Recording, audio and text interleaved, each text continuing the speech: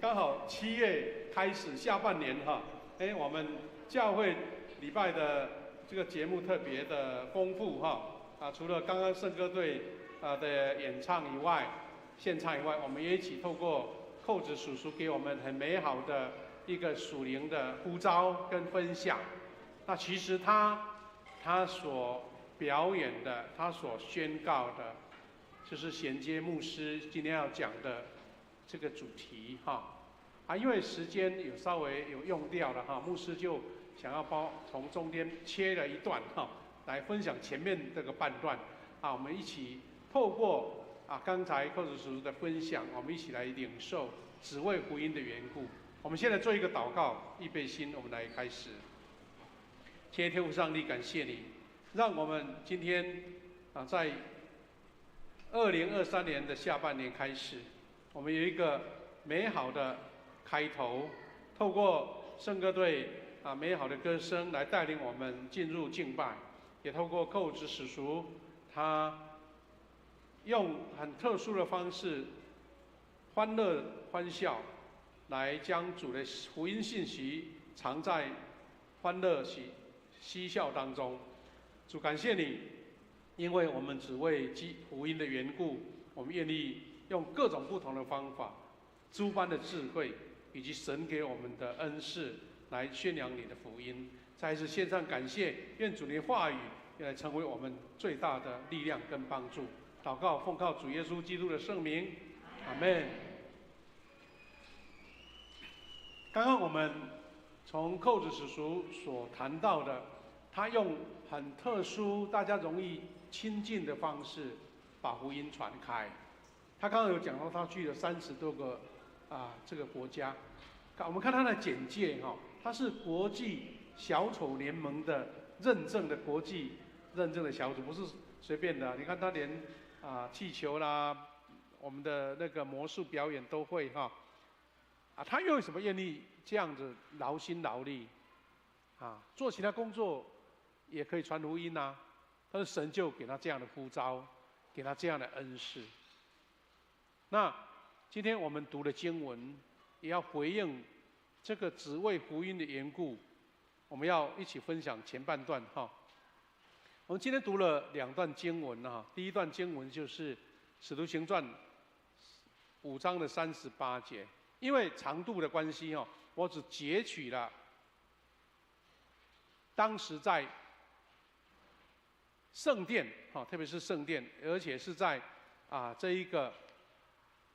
当时耶路撒冷的宗教当局那一群人想要处理五旬节传福音的这些门徒，然后他们就把他抓来。那个时候教堂的那个势力很大不像现在，教会没有公权力或是没有司法权力。他们当时在耶路撒冷那个时代，他们就可以抓任何人来审问呢，而且还可以行刑呢，那就跟我们现在差别很大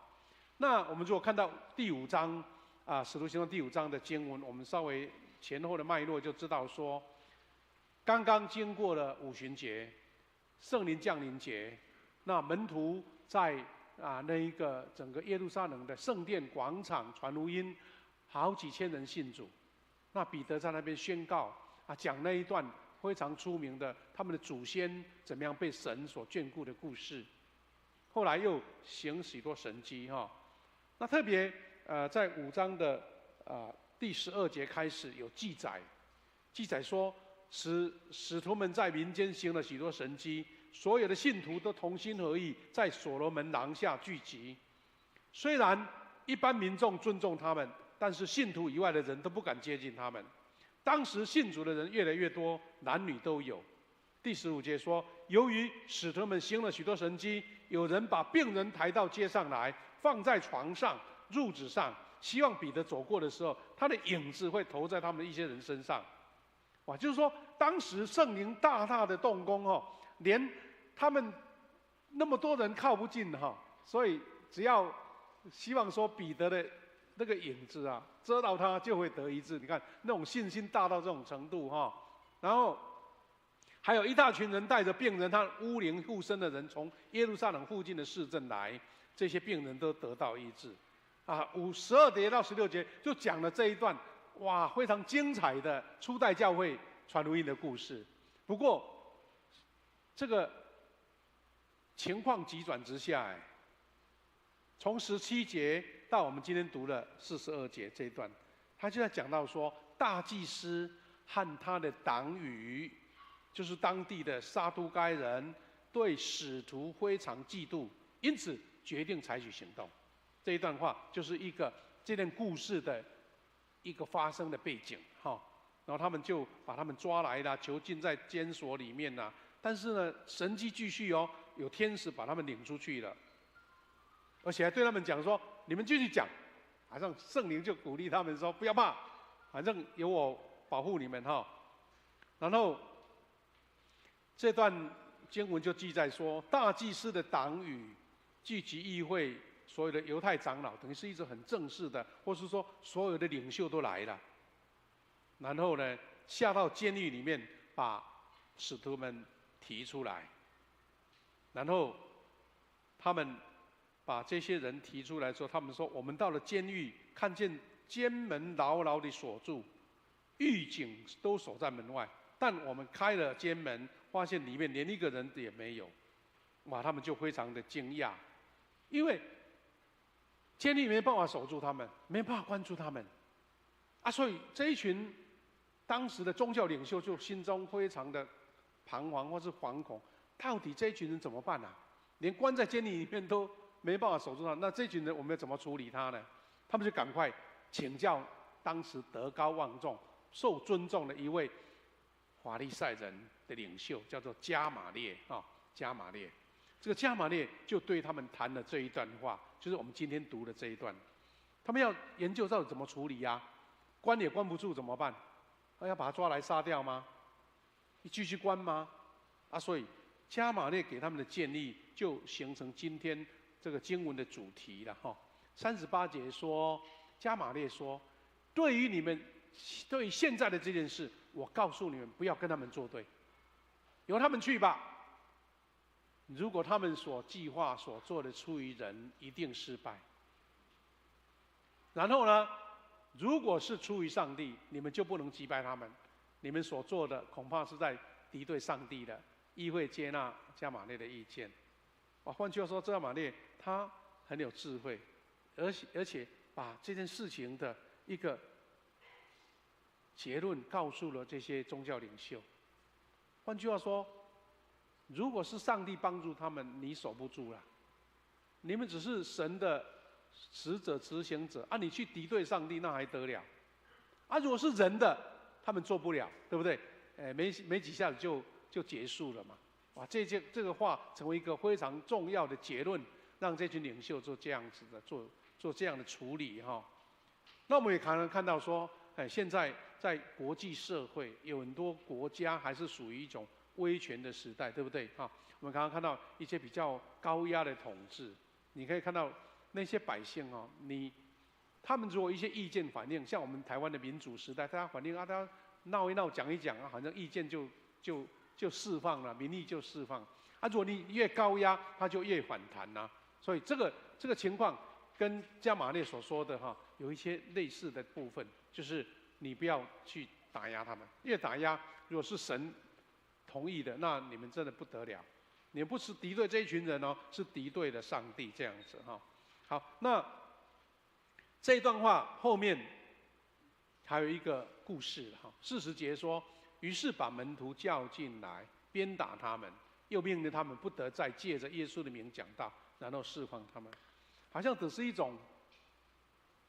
名义上的宣告，说你不行但是进不了他们，因为他们知道说这一群人，你越打压越反弹，越打压，然后好像春风吹又生，就越扩展了。所以他就讲说，给他们鞭打，给他们警告。不过换句话说，加玛列的建议，他们并心不甘情不愿放他们走，所以呢，还加了一道手续说，叫门徒进来鞭打他们。那表示这些门徒并没有逃走，对不对？他没有逃走再把他叫进来，先打几下先给他们好看再走哦，这一群宗教领袖真的心中恨得牙痒痒的就对了。但是感谢主，41节这样描述说，使徒离开议会，因配得耶稣的名受领入，心里非常高兴。这句话我们看起来好像轻描淡写哈，那你如果知道说他们是被鞭打，那个鞭打又不是普通的鞭打，好像打几棍那就解决了。你知道，新加坡还有鞭刑，你听到哈？我们台湾不是常常有发生一些案件啊，很多人就想说啊，如果那个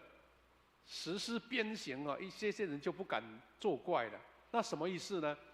现在这种体罚的方式，当然我们不赞成啊。所以现在啊，大概台湾很困难实施了哈。但是你就可以看到鞭刑所带来的厉害哈，真的是让人家心惊肉跳的。因为很多人曾经在新加坡遇到这样的案件，我们看起来很小的事情，竟然要鞭刑。他鞭刑是把衣服脱下来，屁股就绑在那一块板上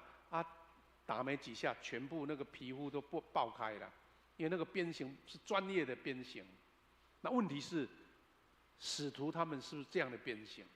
确实是这样子。所以不是简简单单的体罚一下我们小时候常常被老师打的手都红肿屁股都红肿回去又不敢给爸爸妈妈讲，不然的话又要再被打一次总是过1-2天就没事了。但是这个不是，这个鞭刑在这个犹太人的历史里面是有记录的那我的意思是说，这一群门徒呢，不是简简单单就被放过了，但是他们竟然还说，因为配得耶稣的名受辱。哎呀，这种心境的描述，你怎么样去体会呢？我觉得应该可以用做父母亲的为子女所付出的，稍微可以描述那一点。哎呀，我们当父母亲的，为了照顾孩子，半夜要起床，要把屎把尿的哭了要把他哄他，让他不哭饿了要给他喂牛奶。那我们可以像是说，父母亲因为配得为这群自己的孩子能够照顾他，让他们成长，让他们茁壮，让他们在社会成为有用的人，那我配得这样子，愿意受这些苦。大概是这种心情的描述。那基督徒更不用讲，他们因为这些门徒愿意为主耶稣来受苦，而且还心里高兴。人是在怎么样的思想背景能够做到这件事情？如果没有神的恩典、圣灵的工作，我们觉得我们做不了。刚刚寇子使徒也是这样子，到全世界到处跑。他如果没有从神得到一种激励、呼召、恩典，这个就是做不到。所以你看门徒他们最后他们的结论是怎么样呢？他们仍然天天在圣殿和个人的家里不停地教导人，传扬福音，传扬有关耶稣基督的福音。那我们如果看到这段经文，我们再看到保罗他所反映的这些话语，也可以前后对照保罗他这样讲，他说：“因为无论对什么人，开化的、没有开化的，有学问的、没有学问的，我都欠他们的债。”本来今天牧师是要讲保罗他为什么要传福音，有几个很重要的经典的经文来做分享但是因为今天节目太丰富了所以牧师就把前半段先讲完下半段有机会再把保罗他们为什么为福音的缘故有那么多属灵的恩典我们下一次再一起分享。我只要说，愿意为主受苦。他说：“我不以福音为耻。”这福音是上帝的大能，要拯救一切信的人，先是犹太人，而后外邦人。总之就是保罗他把自己的传福音计划已经设定的超出人的能力了。他觉得全世界的人都是福音的对象。就像刚刚寇子使徒说，他来台湾非常的期待，因为台湾还有很多未得之民。好，我们就要讲这一段，甘愿为福音受苦到底是什么样的情况？使徒行传就是解释使徒的行踪还有他们的福音工作，他们传扬的对象就是耶稣基督但是如果这个是一个工作，一个任务，我们做完，哎，快快乐乐结束了啊，一个 happy ending，那就不算什么。问题的点是在于什么呢？是要付出代价。好，扣子使徒用欢乐，那已经不简单了，更何况是愿意为主耶稣受苦哈。所以你看，使徒们传扬福音，不断遭受逼迫，但是毫不屈服于任何压迫，仍然坚持传福音。这个就是使徒行传精彩的部分啊，特别是保罗哈啊，我们前不久才透过孙宝玲牧师博士所带领我们一起研究使徒行传，那些故事真的是一波又一波，精彩又精彩哈。那我们只要看到这一段，来回应刚刚扣子使徒所说的，门徒他们被鞭打前面有写到说，于是把门徒叫进来，鞭打他们，又命令他们不得再借着耶稣的名讲道，然后就释放他们哈。那换句话说，门徒还是继续啊，那表示说他们不怕鞭打，不怕这些受苦。使徒不只是传福音而已，而也不是一开口听见人就信耶稣，因为他们要经过许多的苦难。我们看到使徒受鞭打，还有严肃的刑罚，都阻止不了他们继续传福音。好，那这些受苦，刚我提到了新加坡还有鞭刑。那在犹太人的历史里面，或者说他们从传统的历史，他们也有鞭打的这种刑罚哈。在希伯来文的圣经有描述到说，鞭打他们的意思是，换句话是皮被剥掉的意思，不是简单的红肿就好，就是剥掉了啊。所以因为当时的鞭子是用牛皮所做，而且在尾巴哈，我们看到有一个受难记有没有？耶稣被鞭打有没有？那个鞭子的尾巴还有那个刺，有倒钩，有钩刺，然后一甩下去，整个皮就被拉开。你那种疼痛，几乎是人没有办法忍受了。就是说，你看有时候我们有看到一些网络传的影片吗？不是新加坡的年轻人被鞭打啊，哇，他真的是把他拍出来，吓死了，打没2下，整个屁股都皮都破开了，所以难怪新加坡那么严刑峻法，很多人不敢去新加坡做坏事情哈。那在希伯来圣经里面提到这一点，我们也可以有1-2个经文可以做佐证了哈。申命记25章第3节有提到鞭打的刑罚，他有讲说，顶多打40下，不得超过。他说，如果超过这个数目，就是公开侮辱他。意思就是说，40下以下，几乎是一个人能够忍受的程度了。再来就等于你把他当废人一样了，就救不起来的那种感觉哈。但是一般人在做研究说，大部分的人打不到10下，皮肉就会裂开、绽开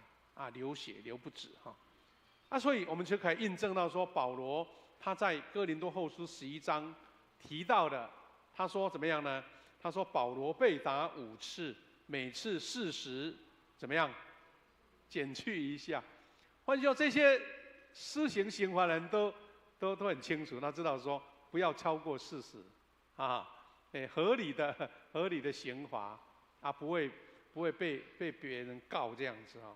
换句话说，打39下没有超过，但是问题的点在于，他并不因为这样子就阻止了他传福音的心志。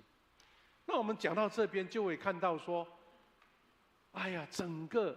传福音的历史都是这样在进行，传福音的历史在这样进行。那为什么很多人愿意这样子做？那等于保罗他所说的这一些，今天我们要暂停在这边了哈。有5个原因，保罗他只为福音的缘故，大概是全世界所有基督徒在传福音的心志，大概就逃不出，就是说没有超过保罗所讲的这些他的原因。那些原因，我觉得我们基督徒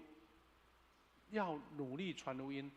认真传福音，我们也一起学习保罗给我们这样的勉励跟心智啊，在我们的那个大纲里面有提到了，但是我们下一次再一补来分享哈。最后牧师要说的是，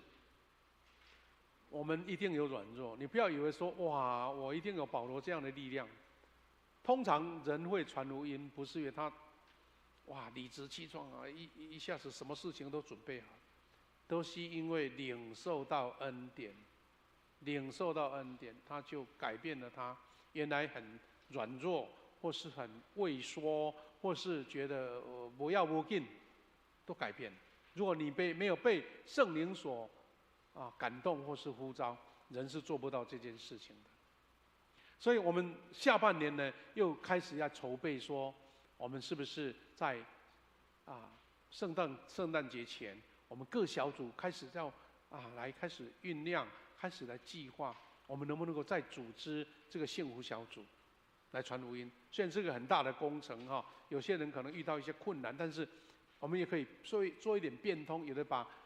这个幸福小组的次数稍微减少，或者说举行单独的一个福音的餐会福音的茶会，或是借由像扣子石这样一种活动，把福音传出去。我们目的就是为了让福音广传出去。那我们在这个做幸福小组的一个非常重要的一个，